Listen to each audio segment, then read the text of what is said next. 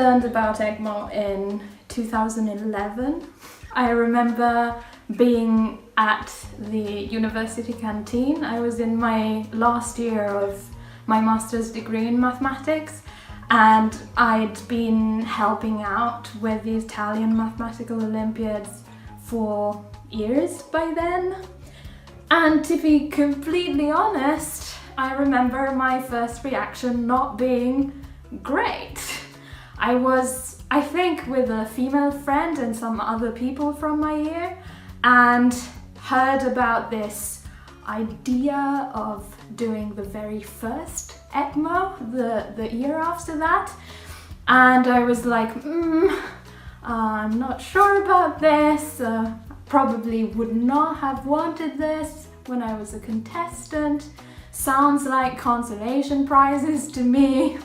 Arguments that you do hear, and it took me until I actually went to the first ECMO to become really 100% on board. So I kind of understand how people who've never had anything to do with it might have not entirely positive knee-jerk reactions to it, because that was the case for me at the time. That's a bit of a long list, I guess, because I first participated as the deputy leader for Italy in 2012, the very first ECMO, and I was deputy again in 2013.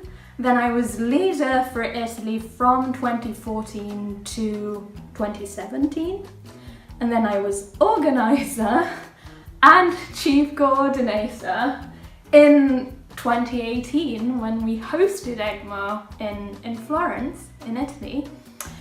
And then I was coordinator in 2019 and 2020. And I've been part of the ECMO advisory board for a little while, and I've also been part of the problem selection committee a couple of times. There are definitely many moments that I like remembering, but if I had to point to one in particular, and to be honest, I don't know whether I've told people about this before, but I think my very favorite moment was when I was leader in Antalya, Turkey, and we'd just gotten the papers, so I'd signed further papers for my team, and I probably texted my deputy Jada, and she was going to join me in a moment.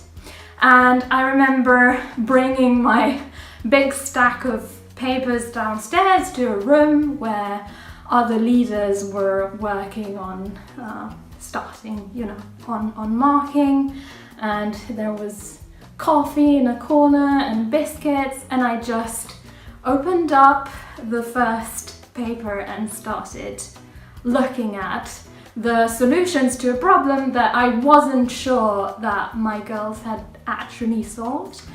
And that was my first time really being a leader and having that experience, and I remember starting to skim these solutions, and I started inwardly going like, yes, you're doing it, yes, this is working. And I don't know, I just got this really strong feeling of being invested in it, and pride in the girls from my team, and happiness. And it's just this single moment that I treasure very much from all of my experience with ECMO.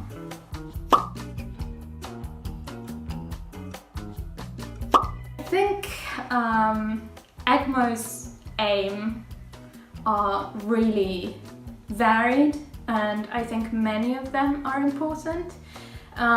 There is, of course, the component of getting female contestants interested and invested in mathematics and mathematical competitions, and sort of giving them this safe space in which to explore this interest without a lot of the complicated feelings and pressure and sometimes isolation that come with being part of a competition that has a great majority of male participants.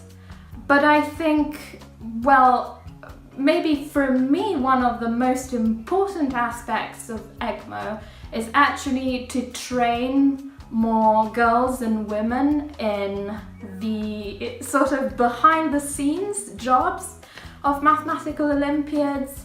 And for example, I think that has worked extremely well in Italy because, you know, when I was being snarky with my friends in 2011 and complaining about there being competitions for women, I was the only female organizer of the Italian Mathematical Olympiads. And that has changed very much after, well, basically 10 years of EGMO. And I love it, to be honest, having all of these girls and now women be, in many cases, successful mathematicians or successful physicists, or many of them have gone on to work in different fields, and at the same time having still this attachment to mathematics competition and this will to give back. So today I'm very grateful to the group of girls and women who organize the Olympiads in Italy and keep going to EGMO and bringing teams there.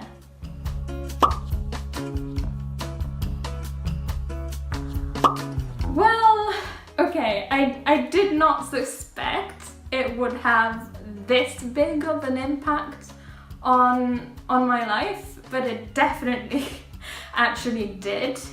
For one thing, because I invested a lot of effort in, well, organizing local work and selections and eventually actually organizing a full-fledged EGMO, which today I think of with pride and some, you know, nostalgic feeling, especially lately.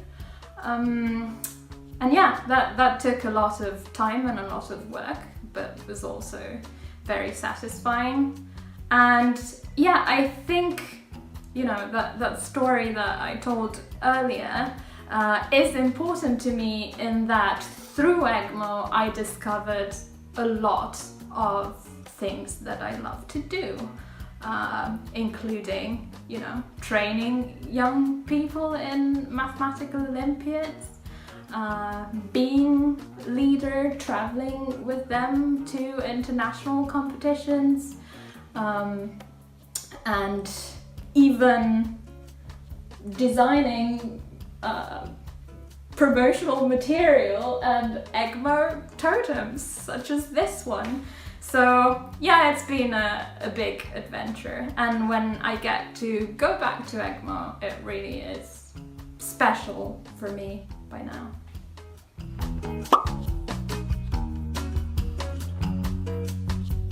Oh, finally, an easy question.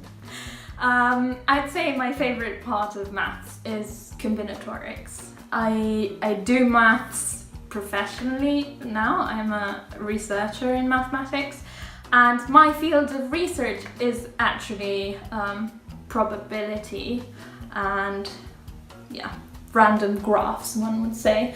But my very favorite part of this is the combinatorics that to people participating in mathematical Olympiads is definitely a familiar term, right?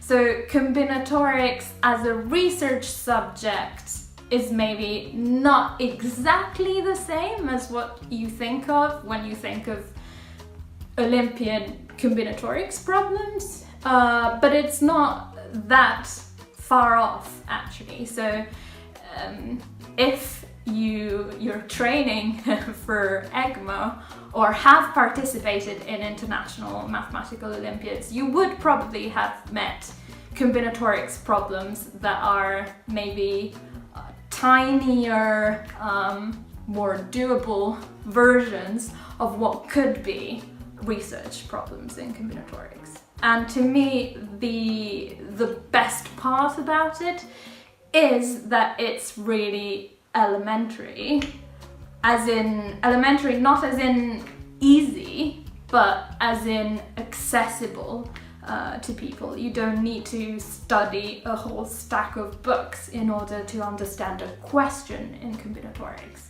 You just read the question and are like, ooh, I wonder what's up with that. I want to know how that works. And that's where the hard work begins, usually.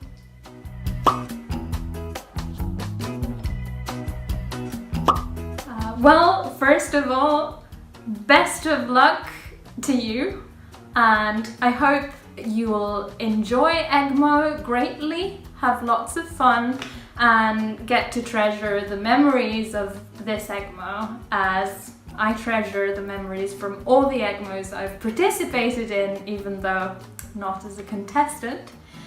And well, more than that, I also wish for you to take every opportunity that your country offers to participate in activities that you enjoy and that you're passionate about.